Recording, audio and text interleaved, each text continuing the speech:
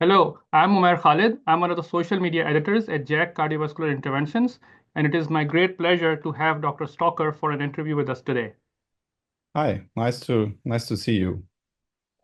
Great to have you, Dr. Stalker. So we are very excited to feature your article titled "Long-Term Outcomes After Edge-to-Edge Repair of Secondary Mitral Regurgitations: 5-Year Results from the Euro SMR Registry" in our social media section. So with that, I want to begin by asking you the first question. So could you please briefly tell us about the Euro SMR Registry and how are your methods? Yeah, the European EuroSMR registry, it's a European registry. And in this registry, we retrospectively collect data from patients with secondary MR undergoing mitral valve edge-to-edge repair. And we have data collection dating back to the year 2008. So we have now a data collection of more than 15 years. And we included until today more than 2,500 patients. And what we do is we collect clinical data in this registry. We also collect echo data and laboratory results.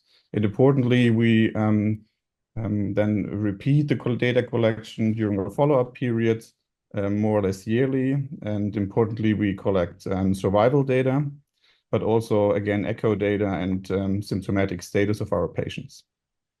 Excellent. Thank you for your answer. That's actually great to hear. 2,500 patients with MTR. That's a very robust registry. I don't think it's easy to match in current era. So I'm very curious about the results. So if you could tell us about the summary of the key findings for the audience, and then especially in terms of long-term MR reduction and functional improvement of the patient after MTR.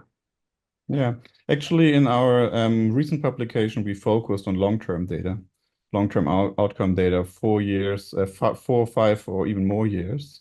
And we could include 1,600 patients in this publication. And importantly, what we see is that edge-to-edge repair results in a really long-term reduction of mitral regurgitation. More precisely, 85% of patients had MR grade 1 or 2 after 5 years. And at the beginning, before MTR, of course, all of them had MR grade 3 or 4. And secondly, what we also see that the symptomatic status significantly improves. And at baseline, before the intervention, 86% were New York Heart Class 3 or 4. And after 5 years, we cut down this fraction down to 40%. So really, our data underscored the effectivity of MTR and the durability over a longer period of time. Excellent. Well, thank you for sharing those results. It kind of takes me back to the TAVR world, where first, when in the structural world, when TAVR came, like we had great results that people always had concerns about long-term durability, and now Mm. those questions have been answered. So it's great to see promising results for MR. I know you mentioned the MR reduction and the functional improvement over long-term continues, which is phenomenal to hear. But what about the 5-year survival rate and independent predictors of mortality and any hard out endpoints that you want to mention? Yeah, so that's a very important question because it's still a big issue. The survival rate after 5 years, what we observe in this registry is only 35%. So this is really a problem. We have to help the patients more effectively than we currently are able to do. And when we compare this survival rate of 35% to a trial environment, we see a difference. When we compare it to, for example, to the interventional arm of the co-op trial, what they saw after 5 years, they had a survival rate of 42% or so. So there's a 7% difference in long-term survival.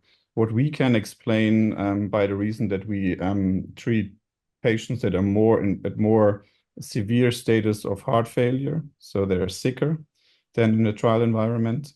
But what also is important that we have to help our patients more effectively in the future. And maybe we have to treat our patients at an even earlier state of heart failure and treat them more aggressively regarding mitral regurgitation than we actually are currently doing.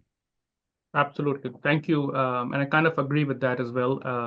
Patients with heart failure, regardless of MR, 5-year endpoints, unfortunately, are not as good anyway. But to your point, maybe we could reach out to those patients much earlier, and intervention can have even better outcomes than what we have. But still, great to hear that. So thank you so much for sharing these insightful results, and congratulations on your work, Dr. Stalker. Thank you so much again for your time.